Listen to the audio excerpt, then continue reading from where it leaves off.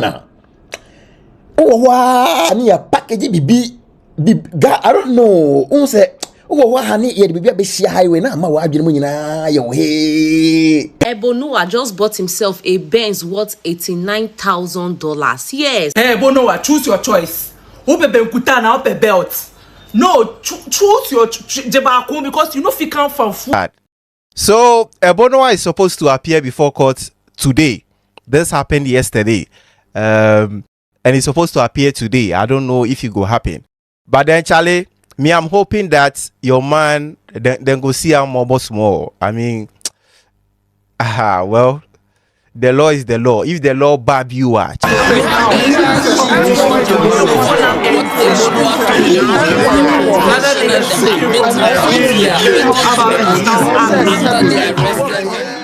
Few years, there comes an individual or a group of individuals who feel like they came straight out of a madman's fantasy, as if they were the product of a certain crazy that stays brewing underneath the Ghanaian society.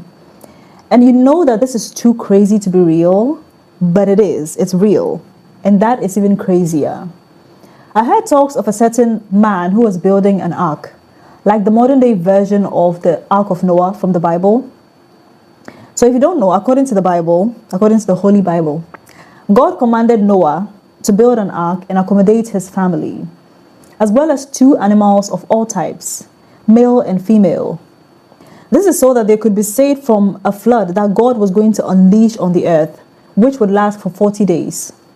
God's goal was to cleanse the earth of all sin. So when that happened, God, I guess, the rainbow came, and then God was like, okay, he's not going to flood the earth again. This is never going to happen again. It was almost as if the world was starting anew. You know, God had cleansed the world of all of the sins and all the wrongs.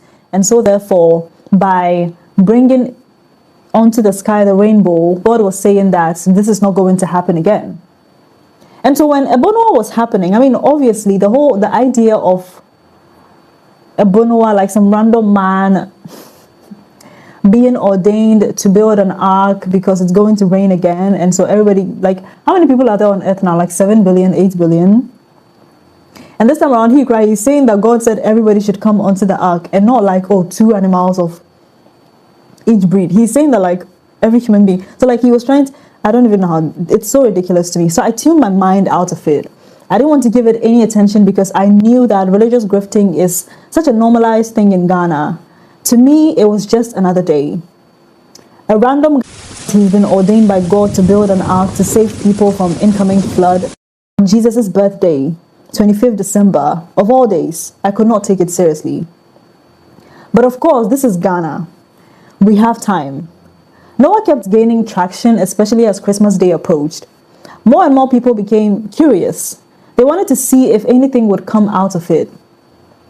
Is it going to rain on 25th December 2025 in Ghana? And 25th December usually is around Hamatan season. It's like the dry season. It doesn't really rain in Ghana, even though last year it did rain towards the end of the year. Will there be a flood so immense that it washes over the entire country and gives us no other option but to climb the ark?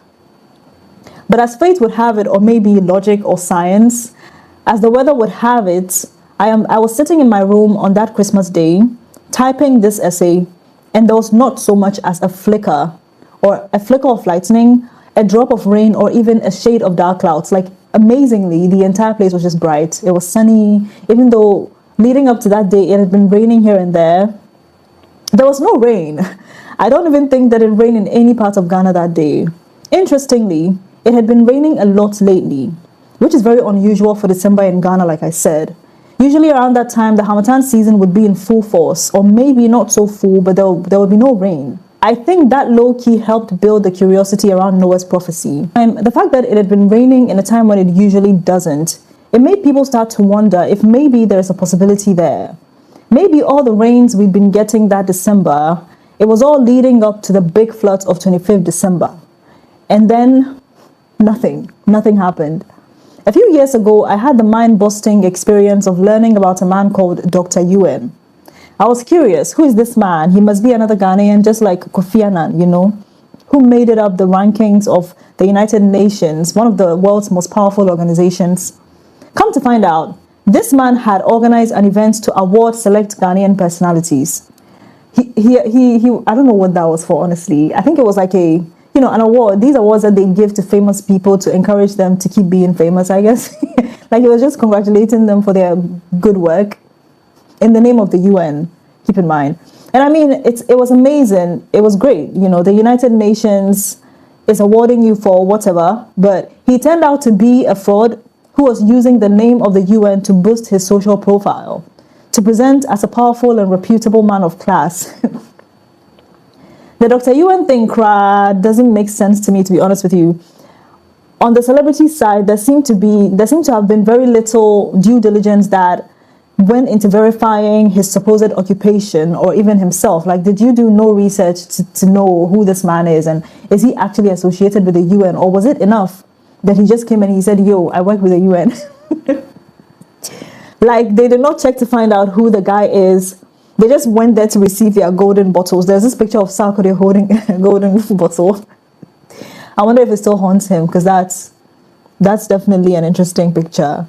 On his side, I am still amazed by Dr. UN's gumption, the delusion to carry out this fraudulent activity. It's just so unserious. Like, it's so unserious that it's like you have to really have confidence to carry out something so ridiculous. In the end, it turned into laughter because the Ghanaian celebs who fell for this scam, they took it all on the chin, and they even made fun of themselves for being scammed. I remember Johnny Hughes posted a tweet apologizing for being scammed. It's like a scam like that, if you end up falling for it, it's like two dumb bitches telling each other exactly. Do you understand?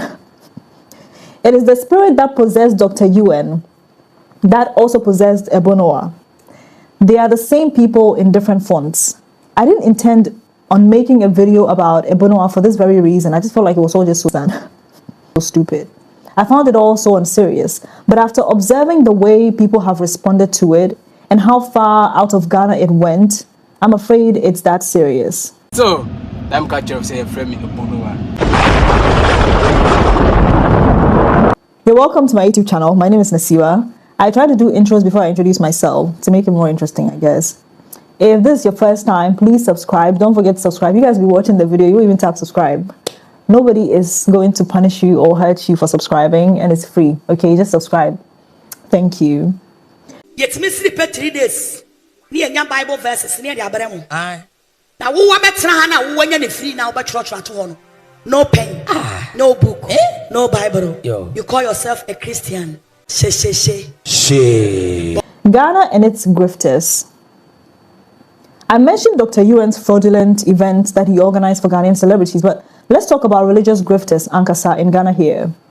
Like the likes of, I don't want to mention names, but if you think any pastor or any prophet that you think this person is fake, these are the people I'm talking about. In 2025, evangelist Mama Pat, also known as Nana Agrada, the fetish priestess, she was convicted of scamming some of her church members. She was sentenced to 15 years in prison. Actually, currently, the sentence has apparently been reduced to 1 year, and people are complaining about it, but that's for another day. There were a lot of people dragging her for what she did to her congregation, and there were people dragging those who were gullible enough to fall for her schemes.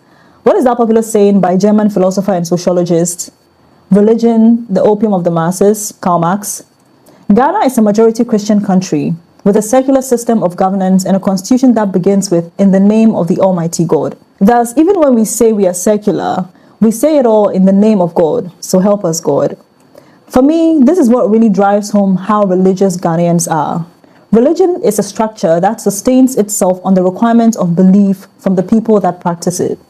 Thus, the strength of your religiosity or righteousness is determined by how much of a believer you are, against all odds, or many odds.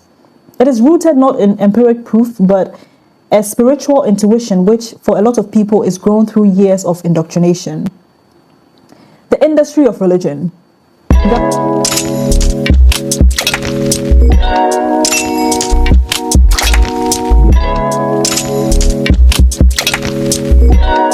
Ghana, like I said, is a majority Christian country. That's 71% according to the 2021 population census. So you'll find that we have a lot of churches, and pretty much everywhere you go, if you go to any place in Ghana and you don't find a church nearby, then it's a Muslim community. Even that one cry, you might find some church on the outskirts of the community or somewhere in there, because most Muslim communities in Ghana are still surrounded by Christian ones. There's a running joke in Ghana that if you want to be rich, become a politician or a pastor. Why is that? Well, because owning a church or being a church leader has resulted in financial growth for a lot of people. Now, that's not to say that becoming a pastor or church owner guarantees you any wealth. There are a lot of broke pastors, or at least pastors who don't make their money from their jobs as men of God. I know people whose pastoral duties are only part-time or just a job they volunteer to do. But you observe that some of the financially well-to-do people in Ghana are pastors whose main job is to be a pastor. People who have built brands as men of God. The thing is, just because you're famous for being a pastor and you've made money from that, it doesn't mean you're a fraud. It probably just means that a lot of people love your work, and the inevitable rewards that come with that is fame and money. But at the end of the day, it's still a money-making venture, whether that is intended or not. Religion is one of the most profitable sectors of the economy globally. Some of the richest institutions are religious organizations like the Vatican. So you have a country where so many people are making so much money from religious activities because there's a huge demand for miraculous breakthroughs and spiritual guidance. And there's a small, maybe not so small portion of that market whose belief is so strong that they would give out money to anyone who convinces them well enough. Why is that? Why do people get deceived enough to literally buy into these gimmicks? The first thing that came to my mind was poverty. In a country where there's such little financial security for so many people, a country where the only thing that's consistent is economic hardship and God, people seek refuge and hope in the latter every Sunday, when the former puts them through the ringer from Monday to Monday. For lots of Ghanaians, God and religion is what keeps them sane in what feels like a madhouse.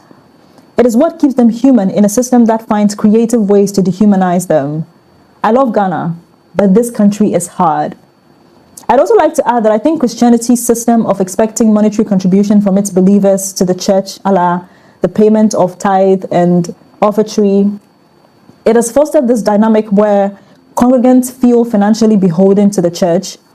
What I mean by this is that there's already some kind of monetary exchange that's happening, and it's embedded in the structure of Christianity already. Thus, when money is introduced in the conversation by a pastor or a particular church, there's already a certain norm.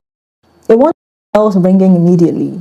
So when you combine these two elements, the culture of monetary contribution in religion and economic hardship to the point of delusional desperation, you have people who would give money to God to get some help, obviously. Because when things get so bad that humans feel utterly powerless, most people just look for God's intervention. Some people pray for one, others pay for one.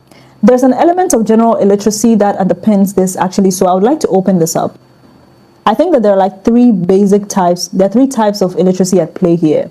You've got the basic religious and financial illiteracy. Basic illiteracy. The literacy rate in Ghana is actually quite high. When I did my research, I realized, a lot of people have gone to school in Ghana here. Most of the country is literate. That's 69.8 as of 2021, according to the Ghana 2021 Population and Housing Census. We've made a lot of strides in raising our literacy rate in the last 20 years. We have free education from nursery up to now, the first year of university. There's generally more access to knowledge in this digital age as well. So I think illiteracy has been contained significantly, especially as compared to decades ago. Despite all of this progress we've made to combat ignorance, we still have a lot of people that are gullible enough to fall prey to these religious scams. Religious illiteracy. I think that some of it is also due to people just being illiterate religiously, or illiterate in as far as religion is concerned. There are many people who believe in holy books, but have not quite studied those books. Hell, I even think that there are religious leaders who have not studied the Bible and by extension Christianity. Another thing is financial illiteracy. I don't know if I want to expound on the religious illiteracy thing. Because really, I think that there's just way too many people who, the thing about public speaking and leadership is that as long as you have the confidence, you can fool anybody. Sometimes you don't even have to have the substance. You don't have to know. There's so many people who don't know how to, put their points across or present themselves well, or their knowledge well. But there are other people who don't know. But as long as they come and they act like they do, it's enough. Do you understand? So you find that There are lots of people who believe in certain things, whether it be religion or even politics, whatever it is, but you ask them and they don't know these things that they believe in. And I think a lot of it is true for a lot of religious people. They go to church every Sunday, but they don't really know what it is they're reading. They say they know the Bible, but you've not read it from the back. Financial illiteracy. A lot of people don't really understand money or know what to do with it. It's why they fall for scams in general. You might have money, but because you don't know any better avenues to invest it or keep it, you decide the best thing to do is give it to Agrada so that she can multiply and give you more in the name of Jesus. So some people are just irresponsible and greedy, honestly, and I think that that's also part of it. All these factors combined have made religious grifting quite profitable in Ghana. I'd also add that the media in Ghana has contributed to strengthening Christianity as an industry, because at some point there were so many TV stations that belonged to churches, and through those platforms they advertised their products and services. For example, I grew up watching shows like Obinim and Opambo, two of the most famous pastors in Ghana, especially in the 2010s.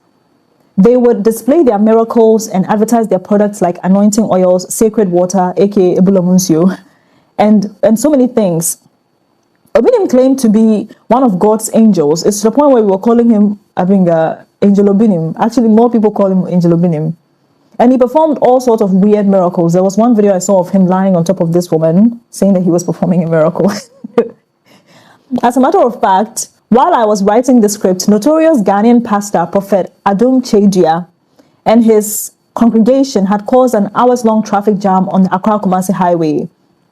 Apparently, thousands of Ghanaians across the country went to his Philadelphia church for 31st night service, and it was the human traffic in the aftermath of the service that caused the traffic jam on the road. And when I say Philadelphia church, it's not in Philadelphia. I remember just reading about it and thinking, what is Philadelphia church? It is some church, I don't know where it's located, but it's in Ghana here. It's not in Philadelphia. I really was wondering, like, does he have a branch in Philadelphia? But he doesn't. I bring him up to bring up his Sobolo business and some other products he sells to his congregation. Apparently, a woman was reported to have died after she over-relied on his Yesumoja products.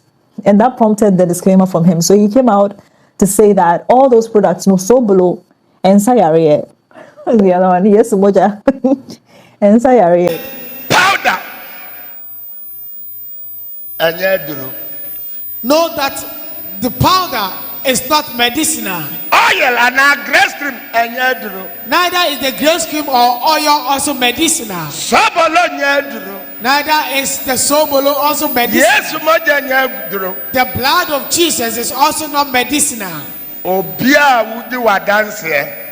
My mentor said, Uni Pediano, not a D4. So this type of grift is not new to your average Ghanaian. But there's something about Ebonowa that's exclusively and outrageously insane. And maybe medically. Maybe. It's like he took all the nonsense in the Ghanaian zeitgeist and upgraded it to like the premium level. I'm using my hands too much. It is so pointedly stupid that you can tell even he can't take it seriously. He can't take himself seriously. Sometimes when I watch his videos, I feel like I can see him trying to crack a smile even when he's being serious. I'm like, this man, you're not serious. The country, all over the world, into the ark. The expansion of the ark couldn't contain them. And that's why I find it all insulting, you know. I find it annoying that he expected Ghanaians to pay him any attention, which we did, but I find it even more insulting that all these foreign media outlets and all these people outside of Ghana reporting it think we are stupid enough to believe him. And that brings me to what disturbs me the most about all that, the misinformation. I saw so many posts reporting so many lies and unverified information about this. This video was going to be an unserious discussion of how unserious we are about as Ghanaians, but it has turned into a serious discussion about the damages that can come with us being this unserious. And I mean, yeah, sometimes it's all, you know, fun and jokes and all that. But at some point, you have to draw a line. Like, it's all jokes until someone posts a tweet talking about how, oh, Africans are so stupid and that's why we were colonized. That thing boiled my blood, seeing posts like that on Twitter. You know, sometimes I'll ask myself, how the bloody hell did we as black people manage to get colonized? Then I see rubbish like this and it all makes sense. Ghanaian prophet who built 8 arks now claims God has postponed the flood after using donations to buy. It makes it seem like this type of religious con artistry is exclusive to Africans, and saying that it's our stupidity as black people that caused us to be colonized is so annoying. And the thing is, the other thing that annoys me is that religious grifting is not exclusive to us in Africa here. I think we just make it funny. We make it more interesting. We make it a bit more theatric, you understand? But even recently, the content creator, his name is Drewski, he was making fun of this pastor and the way that he behaves in his church. But also, like I said, some of the most profitable or some of the most profit-making organizations in the world are religious organizations. I think I'm going to find a screenshot of it, because the Vatican is worth like billions of dollars. The Mormon church is worth maybe trillions, I think. There's also Ahmadiyya, which is also worth like billions. So they're just making money. I'm not saying it's dishonest, but like, you're making money. And I do think that when it comes to religion, there's like, especially if you're going to be making so much money, to be harvesting this much money from your congregation, some level of deception is involved here, okay? So I think us in Africa here, we are learning from our colonizers in the West how to actually make money from religion. And so you can't turn around and use it against us because we're copying you. Now, onto the misinformation. There are 3 main videos that were circulated as part of the claims that people fell for Ebonowa's lies. But before that, I want to point out that even Noah himself promoted a lot of fake videos, some out of context and others just purely AI to push this Noah's Ark narrative. So we know he went to the seaside in Elmina, where fishing activities take place. He took videos of the fishing vessels and crafted this story of those vessels are the arks that God asked him to build. And he had this AI video showing people building the ark. The whole thing was debunked by Ghanaian YouTuber Kula, aka Headless YouTuber, when he went to Elmina himself and spoke to the residents and the fishermen. And they told him that Ebonowa comes there, but like, he doesn't do anything. He just comes to take videos of the boats and all that, so that he can look like he can arrange it and frame it and make it seem as if he's the one that's building it. Last time he was beaten. Yeah. Who beat him for here? Then beat him for where? They beat him for here. He came here like the owners when he came, they were preparing the boat. When he came and the owners saw him. He didn't ask permission. Yeah, he didn't ask. He was wearing the Noah dress. No. Or he was about to change himself. So he doesn't wear the Noah dress everywhere. No. So he wear normal dress. When he came here, he was. And this happened all before Ebonowa actually blew up and went international. So I think a lot of people did not get to see the fishermen saying they used to sack him when he comes to shoot his videos at the seaside, and that he doesn't even live there, even though his videos make it seem as if he's always by the seaside. There is this video of a ship burning, or should I say a boat, burning on water. And I saw a lot of Twitter posts saying, even TikTok saying, oh, some man went and burned one of Ebonowa's ships because, well, he was so annoyed. He wanted to teach Ebonowa a lesson. Lie. The video was falsely reported on social media as one of Ebonowa's boats being set on fire by people who supposedly wanted to teach Ebonowa a lesson. I saw it in circulation multiple times in December and in January 2025 and 2026 respectively. The video is real, but the report is wrong. The video was captured in a town in DR Congo called Mbandaka. It shows a boat which caught on fire after a passenger tried to cook on board and triggered a fuel explosion, and then the boat capsized, which also led to some passengers drowning. Kindu pale mambo yote kunapitikana hapa ni Kindu na Dizer baliniere ya Tosanga Kibombo yao ile inalungula na Dizer baliniere ya Tosanga ile batu biko mkusukuma. The Guardian reported on 18th April 2025 that as of that day, 148 people had died and hundreds more were missing. Another thing that I dislike about these misrepresentations of content, like, oh, so you see someone jumping off of a building and then you cut the parts where they land perfectly on their feet, then you lie that, oh, they committed suicide. The thing that I don't like about stuff like that is it's not just that you lie to people, but you also take significance from the truth itself. So now you have a good part of the SEO is presenting that video of, the Congolese boat and people dying. It's presenting it as, oh, some man just set Ebonowa's Ark on fire, and it's not true. it takes away from the seriousness of that tragedy. When I learned that almost 200 people had died and many more people were missing, I was like, what the heck? This is actually pretty serious. Why would anyone go and take that video and come and say, oh, someone burned Ebonowa's ark? It's so ridiculous. It minimizes the seriousness of the original situation. Another video of Ghanaians trooping somewhere through this passage inside a rocky area. There was this video of some people. It has a picture of Ebonowa in it and was reported as Ghanaians on their way to join Noah's Ark.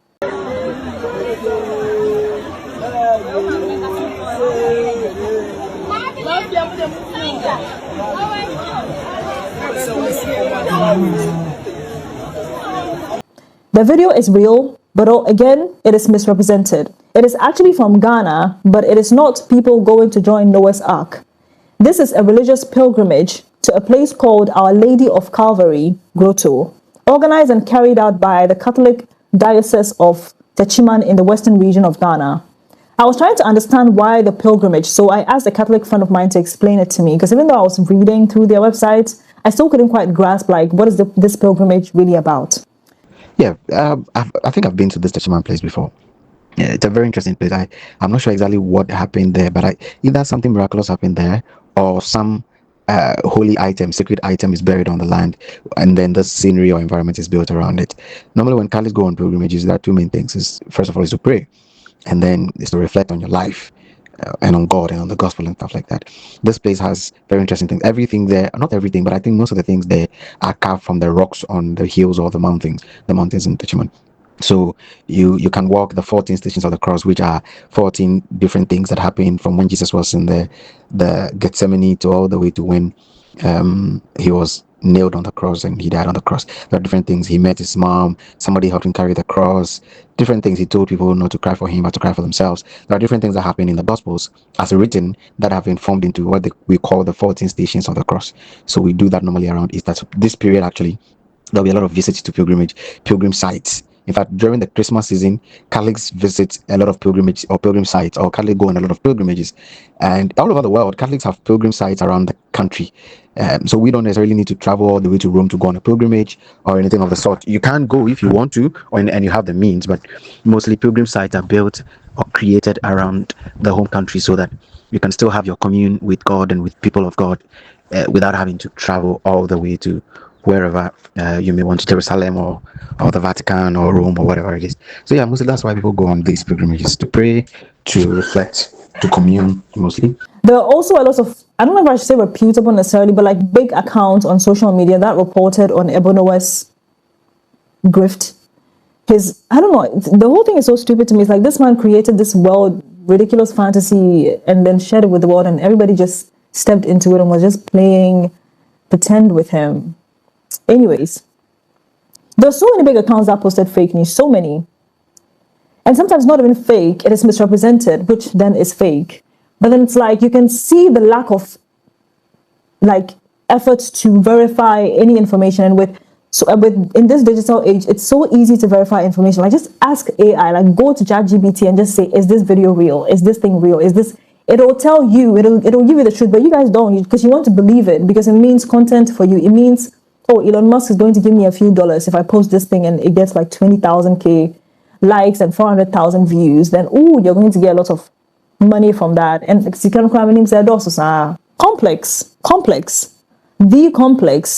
the media outlet Complex posted this on their Twitter account. Thousands traveled to Noah's Ark in Ghana after man claims end of the world. Thousands went to Ghana after self-proclaimed prophet Ebonowa warned of a biblical flood, building wooden arks and collecting donations from followers hoping to be saved. Two things. Thousands didn't go. Nobody went. The other thing is that Ebonowa himself came out and said he did not ask anybody for money. And if you go through all of his videos, there's not one video of Ebonowa asking people for money. And so that is just categorically false. When the flood didn't happen, Noah claimed the prophecy was delayed. Reports later said donations were really used to cop a Benz, and some followers were left stranded after selling everything to make the trip. These are all lies. Nobody donated money, and therefore that man did not buy a Benz. So the Benz that you guys saw him driving, I'm pretty sure it wasn't his. I'm going to try and see if I can find the video. But he didn't take donations from people. At the very least, what we do know is that he did not take donations from people to buy a Benz. The truth is that people do get scammed by religious people in Ghana here, but it takes you building years-long reputation of being trustworthy before they give you their money. And so you're not going to wake up one August and in the next December, people are giving you their money. That's not true. Someone made a video and just slapped $89,000 onto it and made it seem like that's the amount of money he used to buy the Benz, and we don't even know it. They're like layers of misinformation here, and it's so annoying. And all of this because you want to get some coins from Elon Musk, for God's sake. Anyways, a lot of people take advantage of Twitter trends, social media trends, in order to get traffic on their page, to like monetize their content. And so, oh, if it is Ebonoa, even if it's not true, let me just post it. I won't verify it. It's juicy enough that I can just post it and then, make some money because it's going to get a lot of attention. But I think it's just irresponsible. People have been saying that the new age of journalism is entrepreneurial journalism. And because, you have your phones, you have your own information, just take your phone, record, or take your phone, type something, and you are an entrepreneurial journalist. It's pretty ridiculous because a lot of these people they're not certified journalists, first of all. They're not educated journalists. You've not gone to school for it. You don't know what you're doing. Yours is to just post information you've not verified, just so you can gain some sort of profile on social media as an information reporter. It's a news reporter. It's just ridiculous. Like, at least go and get 1 year certificates in it. But I think that's why a lot of people are saying that journalism as a profession has taken a hit, and I don't know if we are going to recover from this. I've seen some efforts being made by mainstream media. Actually, not efforts at all, but mainstream media itself has also sort of transitioned into this entrepreneurial journalistic style of reporting, which is fine. They have the experts, they have the trained people to be able to report responsibly. But then you, Mr. Red Panda Koala or whatever, you don't know, you refuse to do the research, you refuse to verify, and then you just post. And what's annoying is that it's pretty easy to verify a lot of this information. And then, of course, eventually, towards the end of December, I think it was actually the last day of December 31st, Noah was arrested. He was charged with the publication of false news in order to create panic and fear. He pleaded not guilty. As at the time of making this video, he has been granted 100,000 Ghana cedi bail, and he has been released. A lot of people have said that they don't think that he should have been arrested because his gimmick was harmless, and moreover, there are lots of religious scammers disguising as prominent men of God who are getting away with way worse. The truth is that when Ebonoa was arrested, I was surprised. I was like, wait, does Ghana take seriously religious scamming this much?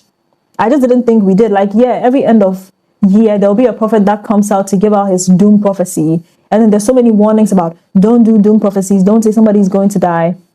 But I've never seen somebody arrested this quickly because of a religious scam, because they used it to cause panic and fear. But my question even is, who feared? Nobody feared that there was going to be a flood that was going to take everybody away, and so we should join Ebonoa's ark. That's what's annoying. But I do think also that Ebonoa's arrest was good because it serves as a deterrent to people who maybe will think, well, this was successful, so let me also do it. Because if you paid attention, there were some people who were copying him. He was getting copycats like a serial killer.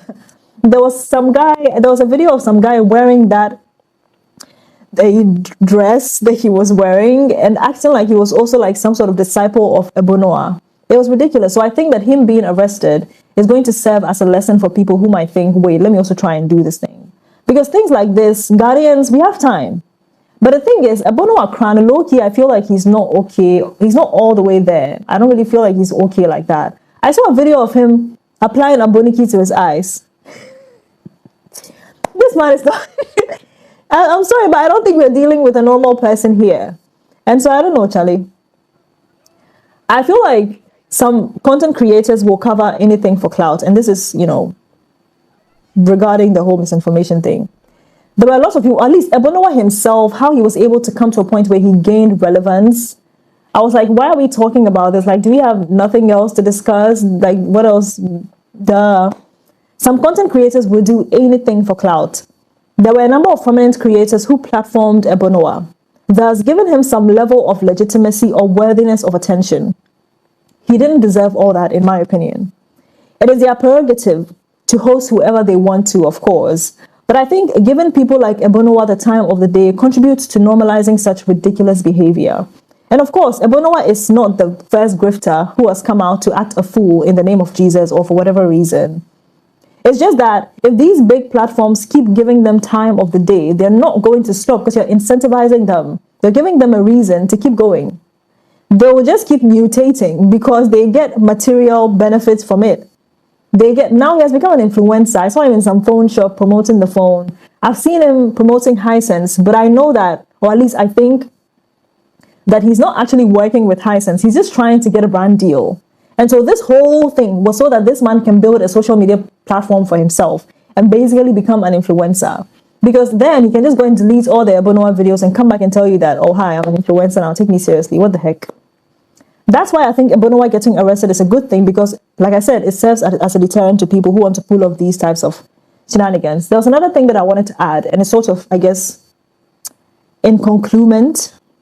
I didn't feel like Christians in Ghana were angry enough with the whole Ebonowa thing. I felt like, I don't know if maybe we are too used to people acting a fool in the name of Jesus, but I wish that more people told him to actually fuck off. Because what the fuck was that? I'm sorry. It was just so... I wish more Christians actually put him in his place. Like, I'm thinking too, if it was actually some Muslim guy that came out and was behaving, he would have been warned seriously and he would have been stopped because why are you doing this? It's such an insult to a practice that people take very serious. Like, people dedicate their lives to Christianity and then there comes this man calling himself the second coming of Noah. Let's be serious. Come on. I'm done. I don't even, my brampo. Anyways, that's in conclusion. I don't even know what else to say. My name is Nasiba. Thank you so much for watching this. Remember to subscribe, like, comment, share. Let me know what you think about the whole Ebonowa thing, especially religious grifting in Ghana. Do you think that every pastor who makes money from being a pastor, like becomes really rich off of being a pastor, is fake? Thank you.